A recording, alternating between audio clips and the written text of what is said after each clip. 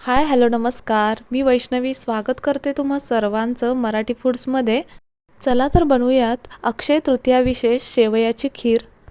खीर बनवण्यासाठी इथे अंदाजे वाटीभर शेवया घेतल्या. थोड्याफार कमी जास्त झाल्या तरी चालू शकतं. एक छोटी वाटी साखर घेतली. आवडीप्रमाणे कोणतेही ड्रायफ्रुट्स घेतले तरी चालतील. इथे थोडेसे बदाम आणि काजू कट करून घेतले. गॅसवरती अर्धा लिटर दूध गरम करायला ठेवलं. आता दुसऱ्या बाजूला एक कढई ठेवली. त्यामध्ये एक चमचाभर तूप घालायचं. तूप हलकंसं गरम झालं की त्यामध्ये घालायचे काजू. काजू तुपामध्ये छान असे खरपूस भाजून घ्यायचे. इथे बघा 1 ते 2 मिनिटांमध्ये काजू छान असे भाजून झाले. आता याला काढून घेऊ. आता त्याच तुपामध्ये बदाम घालायचे.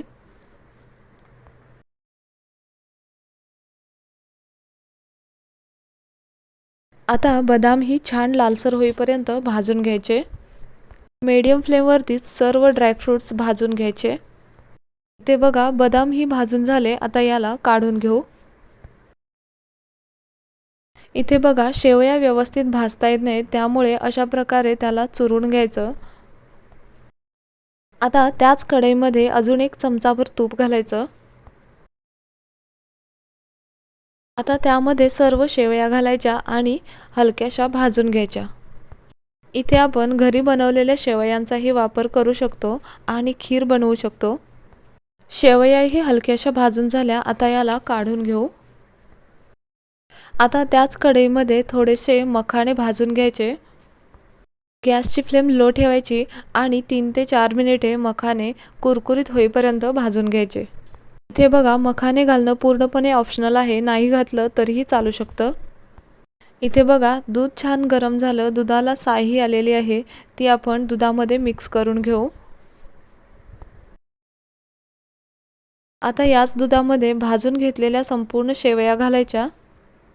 याला मिक्स करायचं आणि 2-3 मिनिटे शेवया दुधामध्ये छान शिजवून घ्यायच्या. शेवया शिजल्यानंतर त्यामध्ये घालायचे काजू, मग घालायचे बदाम, सर्व ड्रायफ्रुट्स घालायचे. याला आता छान असं मिक्स करून घ्यायचं आणि एक उकळी येऊ द्यायची. इथे बघा खिरीला उकळी येऊ लागली आहे. आता लो फ्लेमवरती अशीच खीर 2 ते 3 मिनिटे शिजवून घ्यायची. आता यामध्ये घालायची मखाना पावडर. मखाना हाताने चुरून घेतला तरी चालेल किंवा मिक्सरमध्येही फिरवून घेऊ शकता. याला आता दुधामध्ये एकजीव करून घ्यायचं. आता यामध्ये घालायची एक छोटी वाटी साखर.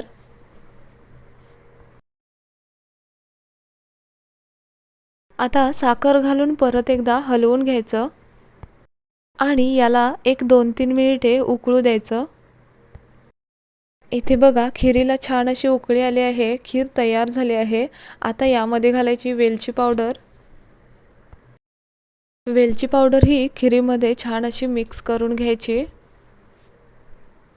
आणि इथे बघू शकताय काय मस्त खीर बनवून तयार झालेली आहे. खिरीला टेक्स्चर ही किती सुंदर आलेलं आहे. बघूनच तुम्हाला ही खीर खावीशी वाटते ना? दिसायलाच एवढी सुंदर दिसते तर खायलाही अप्रतिम लागते. एकदा नक्की ट्राय करून बघा आणि रेसिपी कशी वाटली कमेंटमध्ये कळवा. या अक्षय तृतीयाला झटपट होणारा हा गोडाचा पदार्थ नक्की बनवून बघा. रेसिपी आवडली असेल तर चॅनेलला लाईक, शेअर, सबस्क्राईब करायला अजिबात विसरू नका. पुन्हा भेटूयात अशाच एका नवीन रेसिपीसोबत पुढच्या व्हिडिओमध्ये. तोपर्यंत धन्यवाद.